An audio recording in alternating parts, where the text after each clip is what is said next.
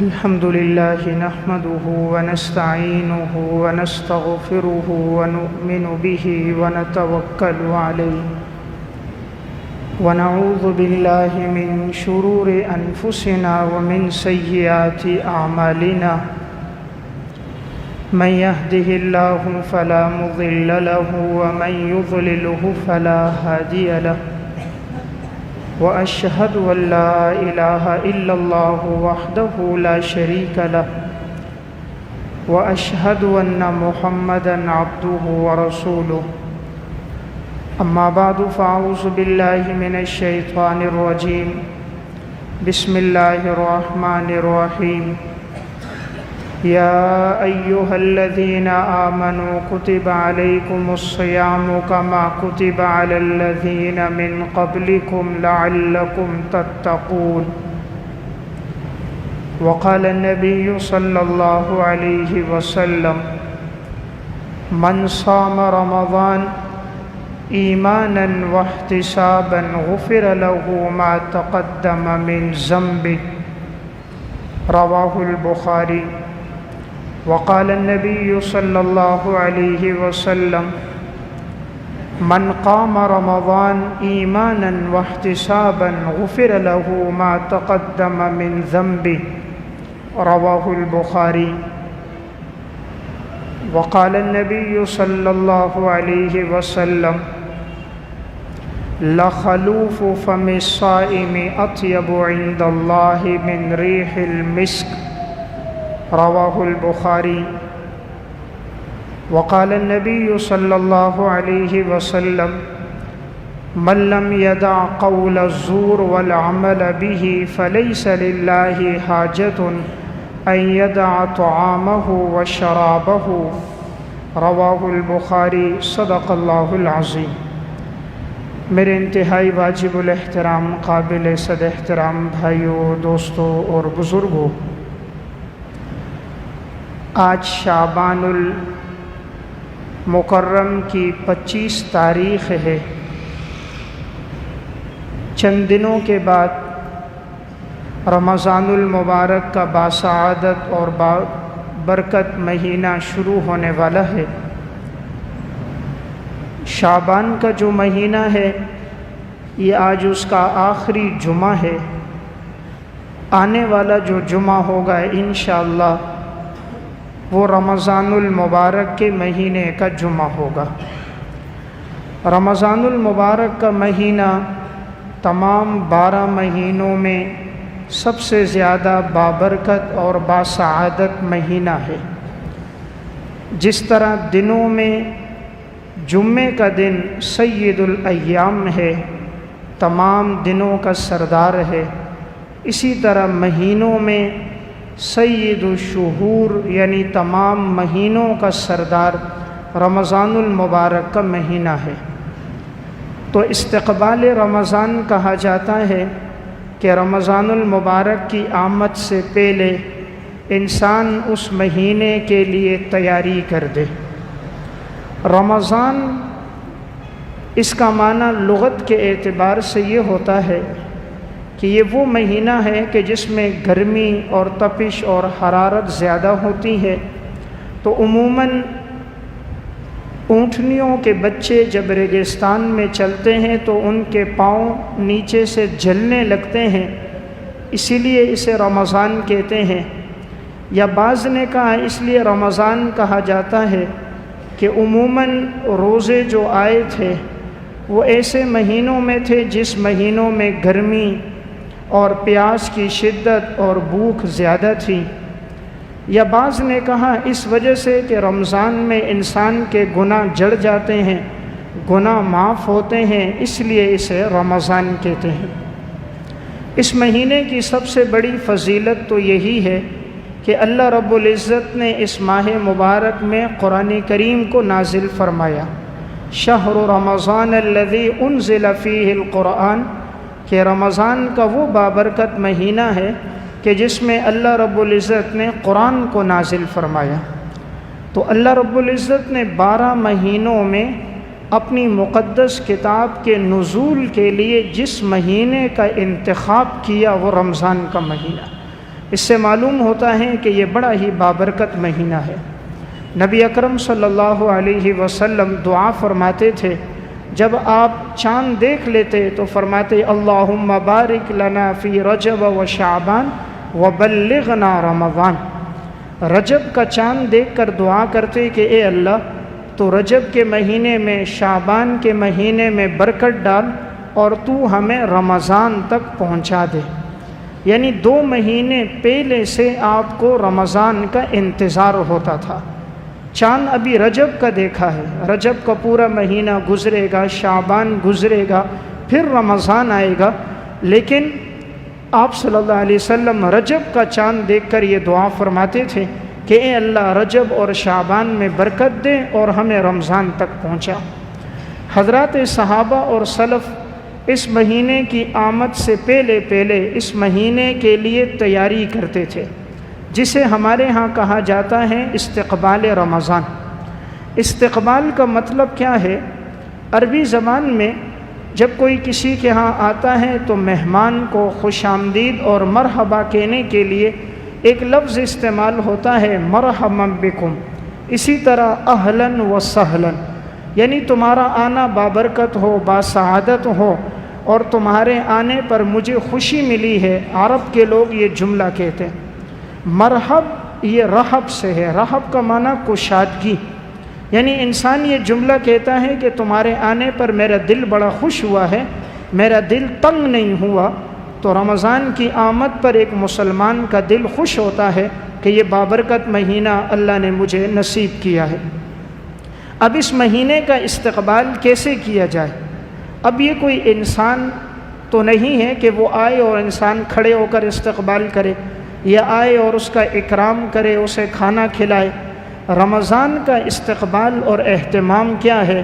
سب سے پہلی چیز اس میں ہے کہ رمضان کے آنے سے پہلے جتنی ضروریات ہیں انسان وہ شعبان کے مہینے میں اپنی پوری کر دے، تاکہ رمضان کا پورا مہینہ عبادت میں گزرے۔ رمضان کے مہینے میں انسان کو جتنی چیزیں خریدنے کی ضرورت پیش آتی ہے، اب یہ اشیاء جتنی بھی ہیں کھانے پینے کی، ان تمام کو آدمی یہ شعبان کے آخری ایام میں خرید لے تاکہ رمضان کا پورا مہینہ عبادت میں گزرے۔ اسی طرح اگر کوئی عید کے لیے تیاری کرنا چاہ رہا ہے تو وہ عید کے لیے لباس ہے، جوتے ہیں، جو بھی اس کی ضرورت کی چیز ہے تو وہ ان دنوں میں خرید لے تاکہ یہ پورا مہینہ برکت والا عبادت میں گزرے۔ ہمارے ہاں یہ ہوتا ہے عموماً شعبان کا جو سب سے آخری عشرہ سب سے بابرکت اور باسعادت کہ جس میں طاق راتیں آتی ہیں 21، 23، 25، 27 اور 29، عموماً ہماری یہ راتیں بازاروں میں گزر جاتی ہیں، خریداری میں گزر جاتی ہیں۔ نہ نماز مغرب اور عشاء پڑھنے کی توفیق، نہ تراویح کی نماز، نہ تہجد، نہ عبادت، اور بسا اوقات رمضان کے وہ ایام جب بازاروں میں گزرتے ہیں تو غیر محرم پہ بھی نگاہ پڑتی ہے، بد نظری بھی ہوتی ہے، بازار میں جھوٹ بھی ہوتا ہے، فحش مذاق بھی ہوتا ہے، وعدہ خلافیاں بھی ہوتی ہیں، تو جو انسان نے محنت کی ہوتی ہے وہ ضائع ہو جاتی ہے۔ تو رمضان کا استقبال یہ ہے کہ جتنی رمضان کی ضروریات ہیں انسان اسے شعبان میں پورا کر دیں تاکہ یہ مہینہ اس کا مکمل عبادت میں گزرے۔ 11 مہینے انسان اپنے کام کاج میں لگاتا ہے، یہ مہینہ انسان صرف اللہ رب العزت کی عبادت کے لیے اپنے آپ کو وقف کر دے۔ اس مہینے کی سب سے اہم عبادتیں کون سی ہیں؟ سب سے اہم عبادت اس مہینے میں سب سے پہلے نمبر پر وہ ہے روزہ رکھنا۔ یا ایھا الذین آمنوا کتب علیکم الصیام کما کتب علی الذین من قبلکم لعلکم تتقون، اے ایمان والو تمہارے اوپر روزے فرض کیے گئے ہیں جس طرح تم سے پہلے لوگوں پہ فرض کیے گئے تاکہ تم لوگ پرہیزگار اور متقی بن جاؤ۔ گویا اللہ رب العزت نے فرمایا یہ روزہ فرض کیا گیا، اس لیے اب اگر کوئی کہے جی میں بیمار ہوں، معمولی تکلیف میں بعض لوگ روزہ چھوڑ دیتے ہیں، اس سے اجتناب کرنا چاہیے۔ کسی کو نزلہ ہے، زکام ہے، پیٹ میں درد ہے، بخار ہے، یہ وہ تکلیفیں ہیں جو اتنی زیادہ نہیں ہیں کہ جو ناقابل برداشت ہوں، اس لیے ان معمولی تکلیفوں کی وجہ سے روزے کو ترک نہیں کرنا چاہیے۔ حدیث میں آتا ہے اگر کوئی رمضان کا روزہ نہیں رکھتا ساری عمر بھی وہ روزہ رکھتا رہے، رمضان کے ایک روزے کا بدل نہیں ہو سکتا۔ تو رمضان کے مہینے کی جو برکات ہیں وہ عام مہینوں میں نہیں مل سکتی۔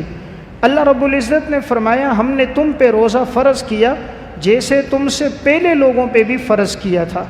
یعنی یہ ایسی عبادت نہیں ہے کہ جو صرف تم پر لاگو ہو اور تم سے پہلے لوگوں پر نہ ہو، بلکہ یہ عبادت پہلی شریعتوں میں بھی تھی اور اس شریعت میں بھی ہے۔ دیکھیں یہاں اللہ نے صرف ہمیں خطاب کیا، یا ایھا الناس نہیں کہا اے لوگو، کہا یا ایھا الذین آمنو، اے وہ لوگو جو ایمان لے کر آئے ہو، اے میرے ایمان والے بندو۔ یہاں اللہ نے صرف ہمیں خطاب کیا ہے، مسلمانوں کو۔ یہاں اللہ نے کسی یہودی کو، عیسائی کو، مجوسی کو، مشرک کو خطاب نہیں کیا، بلکہ ہم سب کو خطاب کیا ہے، اے میرے ایمان لانے والے بندو، میں نے تم پر روزوں کو فرض کر دیا۔ اس خطاب میں کتنی محبت ہے، کتنی چاشنی ہے، کتنی مٹھاس ہے۔ اے میرے پر ایمان لانے والو، جو میرے اوپر ایمان لے کر آتے ہو تو میں نے تم پہ روزہ فرض کیا جیسے تم سے پہلے لوگوں پہ فرض تھا۔ یا اللہ کیوں فرض ہے؟ لعلکم تتقون، تم پرہیزگار بن جاؤ۔ اس لیے روزہ رکھنے سے انسان کی زندگی میں تقوی آتا ہے اور انسان گناہوں سے بچ جاتا ہے۔ انسان کا پیٹ جتنا سیر ہوتا ہے اتنا گناہوں کی طرف جاتا ہے، اور جتنا بھوک کی حالت ہوتی ہے اتنا اس میں تقوی آتا ہے۔ اب ایک آدمی بھوک کی حالت میں اسے صرف یہی طلب ہوتی ہے، افطاری کا وقت ہو میں پانی کے چند گھونٹ پی لوں اور میں کچھ کھا لوں، پھر نہ خواہشات ہوتی ہیں، نہ شہوتیں ہوتی ہیں، نہ غیروں کی طرف میلان ہوتا ہے۔ اس لیے روزے سے زندگی میں تقوی آتا ہے۔ اور روزہ وہ عبادت ہے خاص طور پر کہ اللہ رب العزت فرماتے ہیں، حدیث میں آتا ہے، صحیح بخاری کی روایت ہے، رسول اللہ صلی اللہ علیہ وسلم نے فرمایا، اللہ رب العزت کا فرمان ہے، الصوم لی وانا اجزی بہ، روزہ میرے لیے رکھا جاتا ہے اور میں ہی روزے کا بدلہ دوں گا۔ اللہ نے کسی اور عبادت پر یہ نہیں کہا کہ میں اس کا بدلہ دوں گا، خاص طور پہ روزے پر کہا یہ میرے لیے ہے اور میں ہی اس کا خاص طور پہ بدلہ دوں گا۔ روزہ ایسی عبادت ہے جس میں ریاکاری نہیں ہوتی۔ دیگر عبادتوں میں ریاکاری ہو سکتی ہے، دکھلاوا ہو سکتا ہے، انسان تلاوت کرے، نماز پڑھے، نوافل پڑھے، سخاوت کرے، لیکن روزہ جو رکھا ہے وہ کسی کو پتہ تو نہیں چلتا کہ اس کا روزہ ہے، وہ تو صرف انسان اللہ کے لیے رکھتا ہے۔ تو یہ ایسی عبادت ہے جو صرف اللہ کے لیے، اس میں غیر اللہ کو پتہ نہیں چلتا۔ اب دیکھیں ایک انسان بند کمرے میں ہے، سخت گرمی کا وقت ہے، دوپہر کی گرمی ہے، تپش و حرارت ہے، سامنے فریزر میں ٹھنڈا پانی موجود ہے، کمرے میں کوئی دیکھنے والا بھی نہیں ہے۔ اب یہ چاہے تو فریزر کھولے، بوتل نکالے، پانی پی لے، صرف اس لیے نہیں پیتا کہ میرے اللہ نے منع کیا۔ تو روزہ انسان صرف اللہ کے لیے رکھتا ہے، مخلوق کے لیے نہیں، ورنہ مخلوق سے چھپ کر تو وہ کھا پی سکتا ہے، لیکن رب العالمین سے تو کوئی انسان نہیں چھپ سکتا، اس سے تو رائی کے دانے کے برابر بھی کوئی چیز مخفی نہیں ہے۔ تو روزہ صرف اللہ کے لیے عبادت ہے اور اللہ ہی اس کا بدلہ دیتا ہے۔ صحیح بخاری کی روایت ہے، رسول اللہ صلی اللہ علیہ وسلم نے ارشاد فرمایا، فی الجنت ثمانیۃ ابواب منہا باب یسمی الریان لا يدخلہ الا الصائمون، جنت کے 8 دروازے ہیں اور ان میں ایک دروازے کا نام باب الریان ہے۔ ریان کا معنی سیراب کرنے والا دروازہ، اور اس سے صرف وہی لوگ داخل ہوں گے جو لوگ روزہ رکھنے والے۔ یعنی جنت کے 8 دروازوں میں ایک دروازہ صرف ان لوگوں کے لیے کہ جو روزہ رکھنے والے ہوں گے، وہ اس دروازے سے جنت میں داخل ہو جائیں گے۔ نبی اکرم صلی اللہ علیہ وسلم نے فرمایا، لَخَلُوفُ فَمِ الصَّائِمِ أَطْيَبُ عِنْدَ اللَّهِ مِنْ رِيحِ الْمِسْكِ، روزے دار کی منہ کی بو اللہ کے ہاں مشک اور عنبر سے زیادہ پسندیدہ۔ انسان روزہ رکھتا ہے، معدے سے ایک بو سی اٹھتی ہے، بظاہر کبھی اس کو کوئی بدبو سے تعبیر کرتا ہے، اللہ رب العزت کے ہاں یہ اتنی پسندیدہ ہے کہ آپ صلی اللہ علیہ وسلم نے فرمایا مشک اور عنبر سے زیادہ یہ اللہ کے ہاں پسند ہے، کیونکہ یہ بو صرف اس لیے اٹھی کہ اس نے دن بھر کچھ کھایا پیا نہیں ہے، اللہ کی رضا کے لیے، تو اللہ کے ہاں اس کی بڑی قدردانی ہے۔ 2 موقع ایسے ہیں کہ جن موقعوں پر دعا بھی قبول ہوتی ہے، روزہ دار خوش بھی ہوتا ہے۔ تو حدیث میں آتا ہے، آپ صلی اللہ علیہ وسلم نے فرمایا، صحیح بخاری کی روایت ہے، لِلصَّائِمِ فَرْحَتان، روزے دار کے لیے دو خوشی کے مواقع ہیں۔ ایک موقع تو وہ ہے فرحۃ حین یفطر و فرحۃ حین یلقی ربہ، ایک وہ وقت جس وقت وہ افطاری کرتا ہے، اور ایک وہ وقت جب وہ اپنے رب سے ملاقات کرے گا۔ جب انسان افطاری کرتا ہے نا تو بڑا خوش ہو جاتا ہے، دن بھر روزہ رکھا اور اب افطاری کا وقت ہوا، کچھ کھاتا ہے پیتا ہے تو اس کی روح کو تازگی ملتی ہے، ایمان تازہ ہوتا ہے کہ میں نے اپنے رب کے لیے روزہ رکھا، اس لیے روزے دار کو افطاری میں خوشی ملتی ہے، اور جب اللہ کے ہاں اس کو بدلہ ملے گا تب بھی یہ خوش ہوگا۔ تو گویا روزے پر اللہ دنیا میں بھی بدلہ دیتا ہے اور روزے پر اللہ آخرت میں بھی بدلہ دیتا ہے۔ یہ وہ بابرکت مہینہ ہے کہ جس میں اللہ تعالیٰ مومن کے رزق کو بڑھا دیتا ہے۔ آپ دیکھیں غریب سے غریب آدمی ہوتا ہے، افطاری کے وقت اس کا دسترخوان بھی اللہ بھر دیتا ہے، کہیں نہ کہیں سے اللہ اس کے لیے انتظام فرما دیتا ہے۔ حالانکہ رمضان میں اخراجات بڑھ جاتے ہیں، خاص طور پہ ہمارے ملک میں تو ذخیرہ اندوزی ہوتی ہے، رمضان سے پہلے تمام چیزوں کا ذخیرہ کر دیا جاتا ہے۔ جیسے ماہ مبارک شروع ہوتا ہے تمام چیزوں کی قیمتیں آسمان سے باتیں کرنا شروع ہو جاتی ہیں، لیکن پھر بھی اللہ غریب کے دسترخوان کو وسیع رکھتا ہے۔ تو یہ وہ مہینہ ہے کہ جس مہینے میں ایک مسلمان کے رزق کو اللہ بڑھا دیتا ہے۔ تو یہ وہ عبادت ہے روزہ جو غیر اللہ کے لیے نہیں ہوئی، یہ صرف اللہ کے لیے ہوتی ہے۔ غیر اللہ کے لیے سجدہ لوگوں نے کیا ہے، غیر اللہ کے نام پہ نظر و نیاز کیا ہے، غیر اللہ کے قبروں کے طواف کیے ہیں، لیکن روزہ ایسی عبادت ہے جو صرف اللہ کے لیے ہوا ہے، غیر اللہ کے لیے روزے نہیں رکھے گئے۔ تو روزے میں اس عبادت میں نے بات عرض کی کہ اس ماہ مبارک میں سب سے پہلا کام یہ ہو کہ ہم رمضان کے روزے رکھیں، کوئی روزہ ہم سے چھوٹے نہیں۔ سلف میں تو ایسے لوگ گزرے ہیں کہ پورا سال وہ لوگ روزہ رکھا کرتے تھے۔ حضرت حفصہ بنت سیرین رحمہ اللہ، ان کا معمول تھا یومیہ 15 سپارے قرآن کی تلاوت کیا کرتی تھیں، اور ایام بیز اور ایام تشریق کے علاوہ عموماً سال بھر ان کا روزے میں گزرتا تھا۔ حضرت شعوانہ رحمہ اللہ بڑی اللہ والی نیک خاتون گزری ہیں، زندگی بھر معمول یہ رہا ہے کہ انہوں نے زندگی روزے میں گزاری۔ تو اس امت میں ایسے لوگ بھی آئے کہ جنہوں نے روزوں کا اتنا اہتمام کیا، اور ہمارے لیے یہ رکھنا بظاہر مشکل نظر آتا ہے، لیکن کوئی مشکل نہیں، اگر ایک انسان پختہ ارادہ کرے اللہ اس کے لیے آسانی کر دیتا ہے۔ آج اتنی گرمی نہیں ہے جتنی گرمی صحابہ کے دور میں تھی، جتنا سلف کے زمانے میں گرمی تھی۔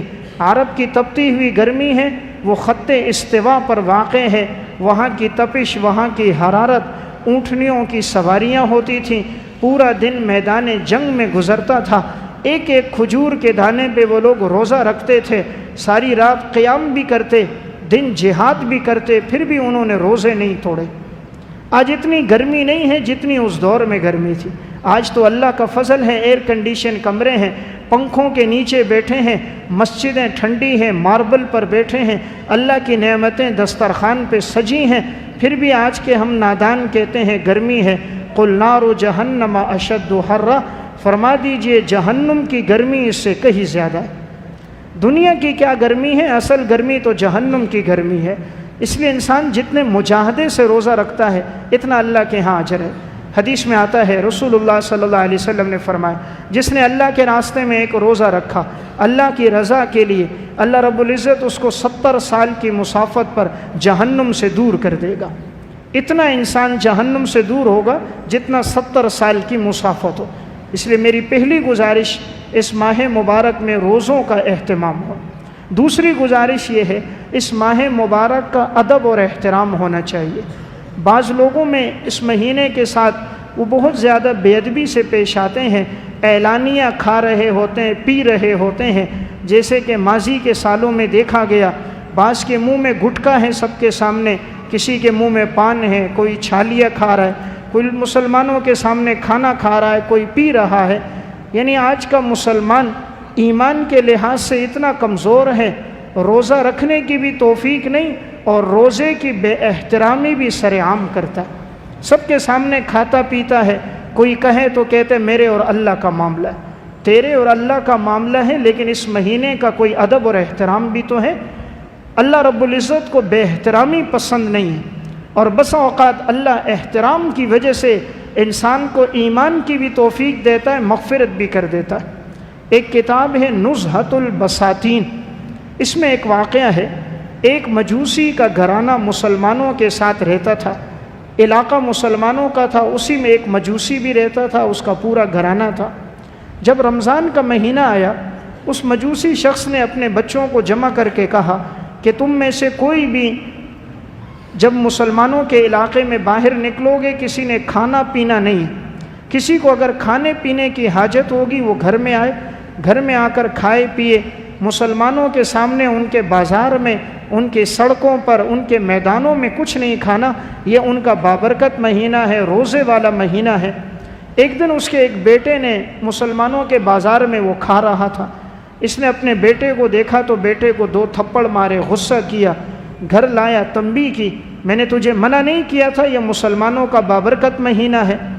جب اس شخص کا انتقال ہوا، اس مجوسی کا انتقال کے بعد اس کے پڑوسی نے اسے خواب میں دیکھا کہ یہ مجوسی جنت میں گھوم رہا ہے، اللہ نے خوبصورت اسے لباس پہنایا ہے، جنت کی ناز و نعمتوں میں یہ پل رہا ہے۔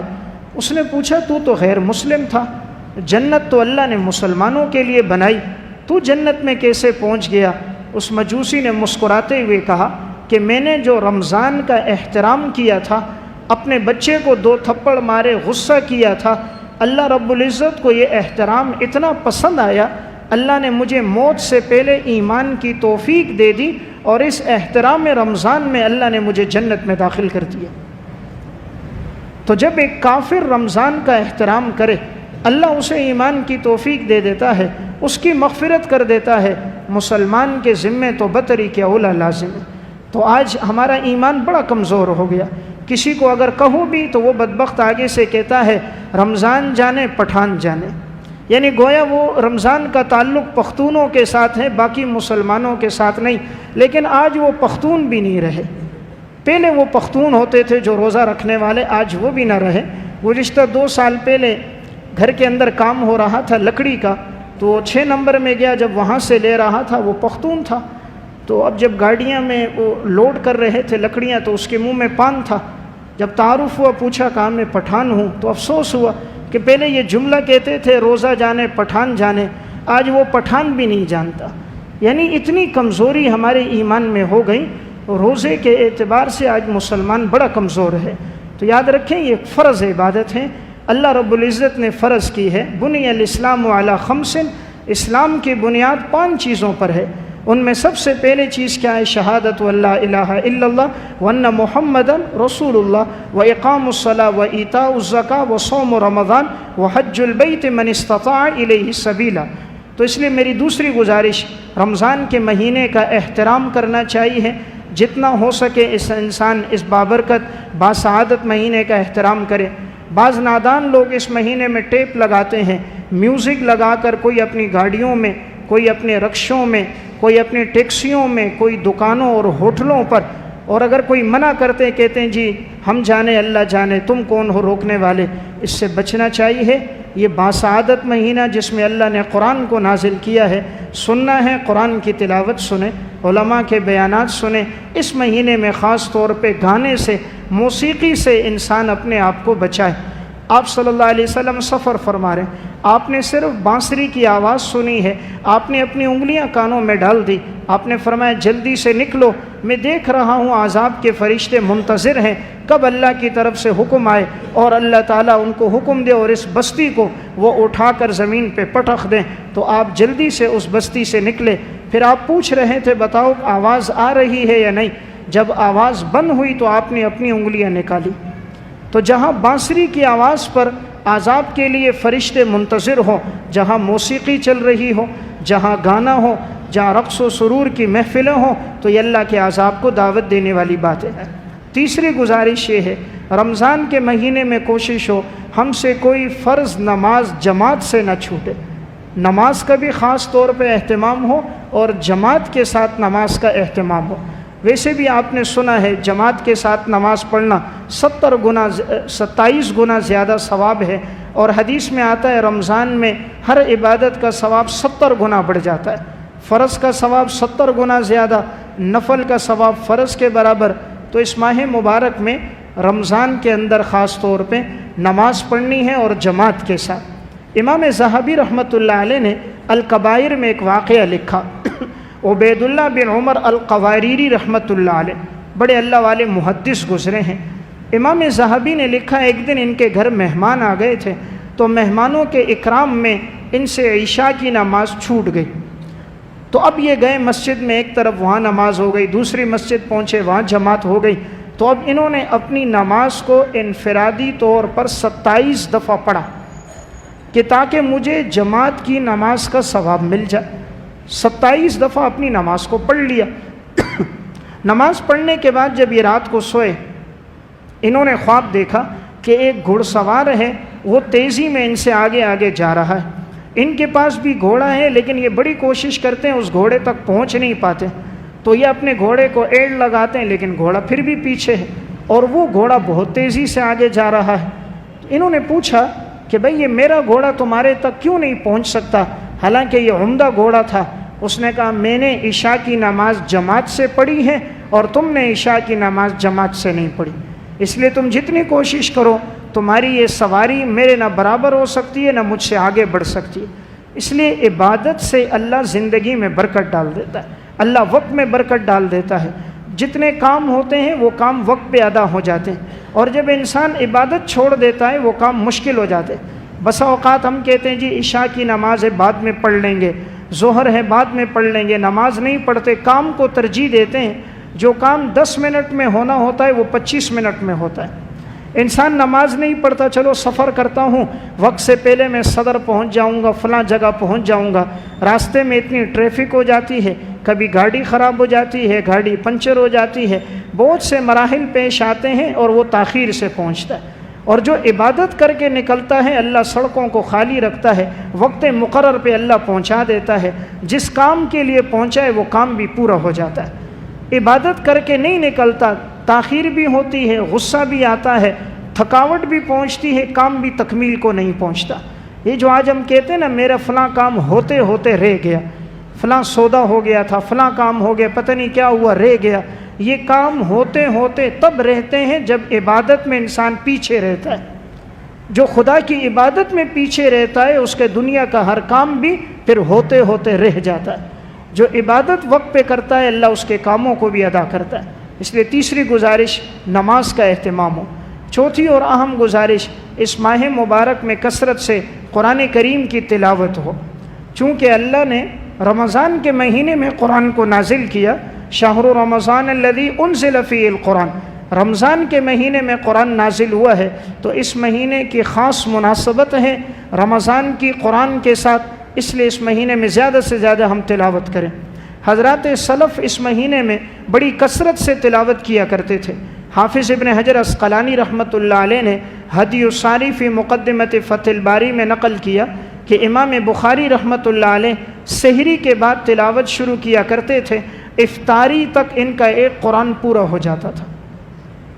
یہ ان کا روزانہ کا معمول تھا، اور 10 سپارے تہجد کی نماز میں پڑھتے تھے. 3 دن میں ایک قرآن یہ پورا ہوتا تھا. 20 آیات تراویح کی نماز میں پڑھتے تھے، پورے مہینے میں ایک قرآن یہ پورا ہوتا تھا. تو گویا امام بخاری کے ایک مہینے میں 41 قرآن کریم پورے ہو جاتے تھے. اتنی کثرت کے ساتھ وہ لوگ اس مہینے میں تلاوت کیا کرتے تھے.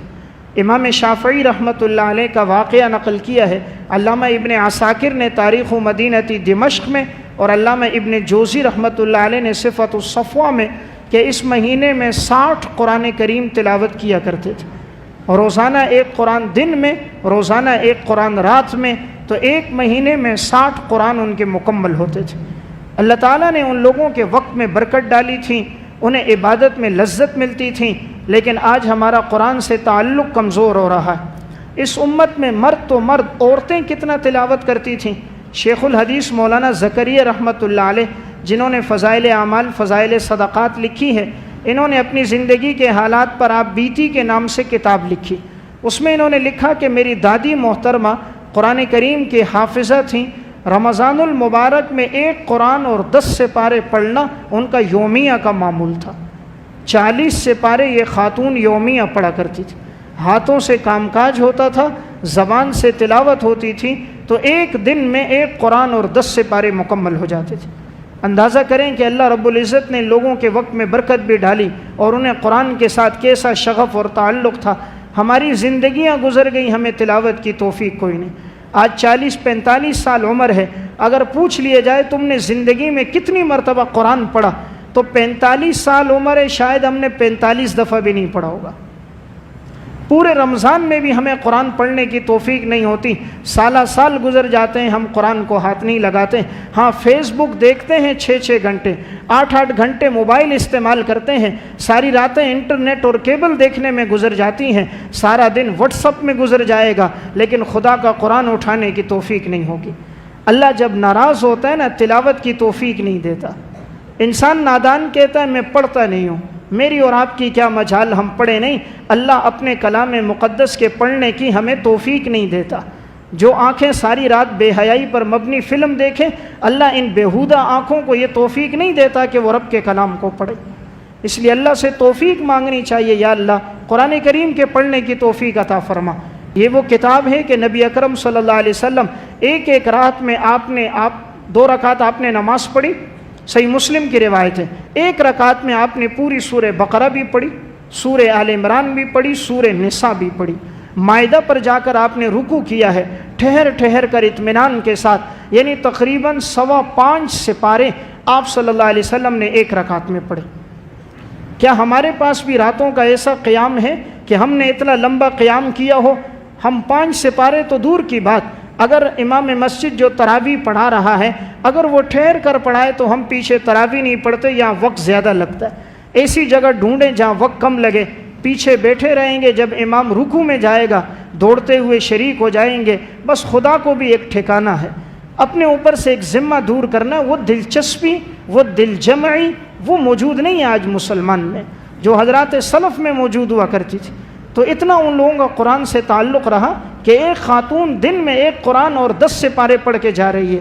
نہ آج ہمارے گھروں میں تلاوت کا معمول ہے، نہ آج ہماری زندگیوں میں ہے. اس لیے حدیث میں آتا ہے وہ گھر قبرستان کی طرح ہے جس گھر میں قرآن کی تلاوت نہ ہو، وہ گھر ویران ہے جس گھر میں قرآن کی تلاوت نہ ہو. ہم تو سمجھتے ہیں گھر آباد ہوگا، اچھے سے اچھا اس میں ایئر کنڈیشن لگایا جائے، ماربل اچھا ہو، کھڑکیاں لکڑی کی ہوں، فلاں چیز ہو، گھر آباد ہوگا. گھر سامان سے آباد نہیں ہوتا، رب کے کلام سے آباد ہوتا ہے. گھر اگر جھونپڑی کا ہو، مٹی کا بنا ہوا ہو، وہاں خدا کا ذکر ہو، اللہ کی یاد ہو، اللہ اسے سکون کا محل بنا دیتا ہے. لیکن اگر وہ سونے کا بنا ہوا ہے، رب کو یاد نہیں کر رہے، تو وہ ایسا ہے جیسے کوئی پنجرے میں زندگی گزار رہا ہے. یہ محلات میں سکون نہیں ہے، اللہ کی یاد میں سکون ہے، تلاوت میں سکون ہے. اس لیے معمول بنائے رمضان میں روزانہ کم از کم 1 سپارہ ہم قرآن کی تلاوت کریں. اگر قرآن نہیں پڑھا ہے تو مسجد کے امام سے، قاری صاحب سے وقت لے کر قرآن پڑھنا سیکھیں. یہ بھی بڑے افسوس کی بات، ایک مسلمان ہونے کے ناطے ہماری ذمہ داری ہے ہم قرآن پڑھنا تو کم از کم سیکھیں. قرآن میں اگر ایک لفظ آپ مخرج سے ادا نہیں کر رہے، معنی بدل جاتا ہے. قلبن کا معنی ہے دل، اگر آپ نے اس کو باریک کاف کے ساتھ پڑھا قلبن، اس کا معنی کتا، معنی بالکل تبدیل ہو گیا. ہمیں مخرج کی ادائیگی کا پتہ ہی نہیں، کس لفظ کو کہاں سے ادا کرنا ہے. ہر چیز کے لیے وقت ہے، اللہ کے قرآن کے لیے بھی ہم وقت نکالیں. دنیا کے کام سیکھنے کے لیے 8-8 10-10 سال نکالتے ہیں. کوئی آدمی اگر انجینئر بن رہا ہے کتنا عرصہ لگاتا ہے، ڈاکٹر بن رہا ہے کتنا عرصہ لگا رہا ہے، مکینک بنتا ہے کتنا عرصہ لگاتا ہے. قرآن کے لیے کتنا عرصہ نکالا، زندگی کے کتنے سال اور کتنے مہینے اللہ کی کتاب کے لیے نکالے. ہمیں تو پتہ ہی نہیں. یا ایھا الذین آمنو کہہ کر اللہ ہمیں کس کا حکم دے رہا ہے؟ اے ایمان والو، اللہ ہم سے بات کر رہا ہے، ہمیں کچھ پتہ نہیں اللہ ہمیں کیا کہہ رہا ہے. دیکھیں دنیا میں آپ سے بات کروں، آپ مجھ سے کرو، اور میں توجہ نہ کروں، کتنا غصہ آئے گا. ہم کسی سے بات کریں اور وہ ہماری بات ذرا لاپرواہی میں سنیں، دائیں بائیں دیکھے، موبائل میں ہو، غصہ آتا ہے. خدا ہم سے قرآن میں بات کر رہا ہے، اے میرے ایمان والے بندو یہ کرو وہ کرو، اور ہمیں پتہ ہی نہیں اللہ ہمیں کیا کہہ رہا ہے. لیکن وہ اللہ بڑا بردبار ہے، ہمیں سزا نہیں دے رہا. ورنہ اگر انسان کسی فیکٹری میں ہو اور فیکٹری کا مالک ایک دفعہ بلائے حکم دے، دوسری دفعہ حکم دے، وہ توجہ نہ کرے، دائیں بائیں کرے، وہ فیکٹری سے نکال دیتا ہے. لیکن اللہ ایسا حلیم ہے کہ وہ پکارتا ہے، بندہ توجہ نہیں کرتا، پھر بھی وہ آنکھوں کی بینائی نہیں چھینتا، وہ کانوں کی شنوائی نہیں لیتا، وہ زبان سے گویائی نہیں لیتا، وہ معدے سے ہضم کرنے کی طاقت نہیں چھینتا، وہ قدموں سے اٹھنے کی صلاحیت نہیں لیتا، وہ ہاتھوں سے پکڑنے کی طاقت کو نہیں لیتا، وہ سمجھنے والا دماغ یہ اللہ عقل کی نعمت نہیں لیتا۔ وہ اللہ بڑا حلیم ہے، بہت بردبار ہے، علیم بھی ہے، جاننے والا بھی ہے۔ سب کو جانتے ہوئے بھی اللہ رب العزت انسان کو مہلت دیتا ہے۔ اس لیے اس ماہ مبارک میں کوشش ہو کہ جتنا کثرت سے ہو سکے قرآن کریم کی تلاوت ہو، اور ایک آخری گزارش، اس ماہ مبارک میں سخاوت زیادہ سے زیادہ ہو۔ آپ صلی اللہ علیہ وسلم کی سخاوت اس مہینے میں عبداللہ ابن عباس فرماتے ہیں تیز و تند ہواؤں سے زیادہ آپ کی سخاوت ہوتی تھی۔ آپ اتنے سخی تھے، آپ کے دروازے سے کبھی کوئی خالی نہیں لوٹا، آپ کی زبان پر کبھی لفظ لا نہیں آیا، لا کا معنی نہیں، کلمے کے علاوہ کبھی لا نہیں آیا، جو بھی آیا آپ نے اسے دیا ہے۔ تو اللہ نے توفیق دی ہو اس ماہ مبارک میں کثرت سے خرچ کریں، نیکیوں کا سیزن ہے۔